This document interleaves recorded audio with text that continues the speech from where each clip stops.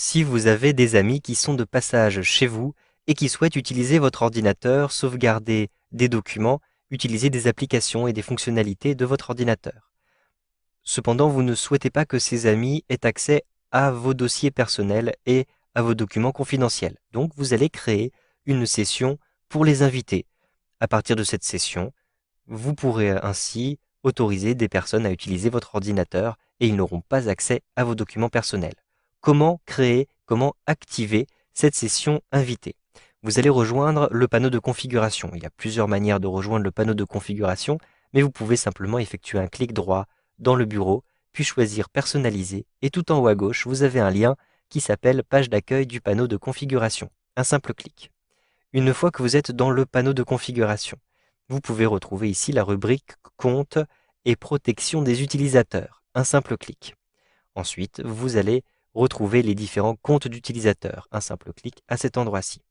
Ici, vous pouvez gérer différents comptes. Vous avez automatiquement votre compte qui est sélectionné, mais vous pouvez gérer d'autres comptes. Il suffit de cliquer à cet endroit-ci.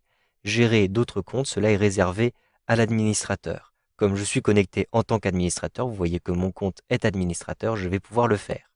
Je vais donc sélectionner le compte invité et on me propose ici de l'activer. Donc je clique sur activer pour bien créer ce compte.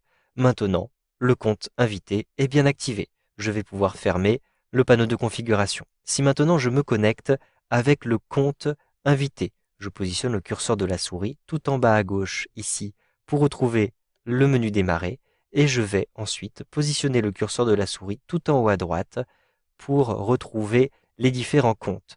J'ai effectivement, vous le voyez, un compte invité. Je sélectionne le compte invité. Ici, le compte invité est créé pour la première fois, donc vous pouvez avoir un chargement qui est plus ou moins long. Ici, le chargement a été assez rapide.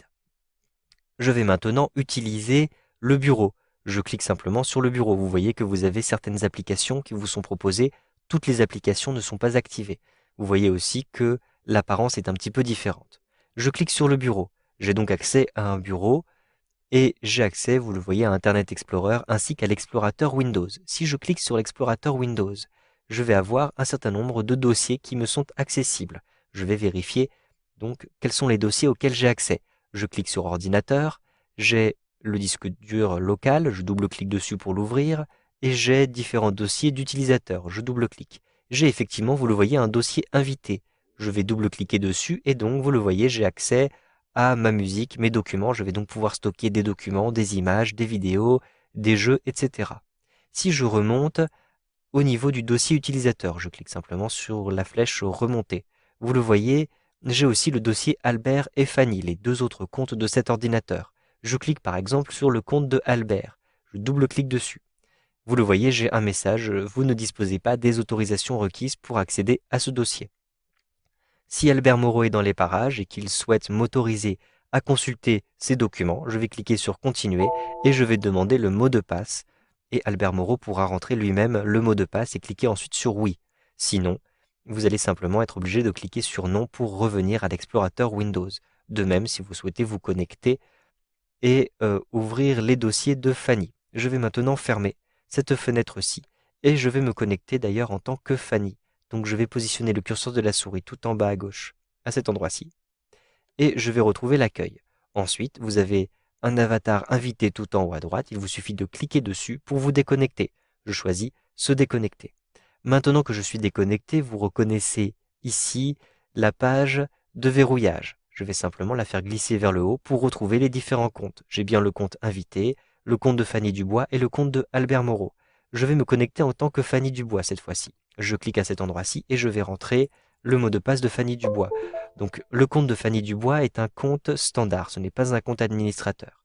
Je souhaite désactiver le compte invité. Je vais rejoindre le bureau et je vais rejoindre le panneau de configuration. Pour retrouver le panneau de configuration, un clic droit, puis personnaliser et tout en haut à gauche, vous avez le lien page d'accueil du panneau de configuration. Ensuite, je retourne dans la rubrique compte et protection des utilisateurs, puis je vais retrouver ici compte d'utilisateur. Maintenant, je suis connecté en tant que Fanny Dubois, je vais choisir gérer un autre compte. J'ai ici d'ailleurs, vous le voyez, un petit panneau qui m'indique qu'il s'agit d'une option accessible pour les administrateurs. Je clique sur gérer un autre compte effectivement, je ne suis pas administrateur, c'est Albert Moreau qui est administrateur. Donc je vais devoir rentrer le mot de passe d'Albert Moreau pour continuer. Donc je rentre le mot de passe d'Albert Moreau et je clique sur oui. Donc vous le voyez, il faut être administrateur pour pouvoir gérer les différents comptes et notamment pour gérer le compte invité. Donc maintenant, je suis connecté en tant qu'administrateur, je peux sélectionner le compte invité et je peux choisir de le désactiver. Un simple clic sur désactiver le compte invité. Je vais maintenant fermer cette fenêtre-ci. Si j'essaie de rejoindre, comme tout à l'heure, le compte invité, je vais positionner le curseur de la souris tout en bas, comme ceci. Je rejoins l'accueil. Je positionne le curseur de la souris tout en haut à droite sur l'avatar de Fanny Dubois. Et vous le voyez, je n'ai plus accès au compte invité. Si je choisis se déconnecter et que je fais glisser ici ce volet, vous le voyez, je n'ai plus de compte invité. Il a bien été désactivé.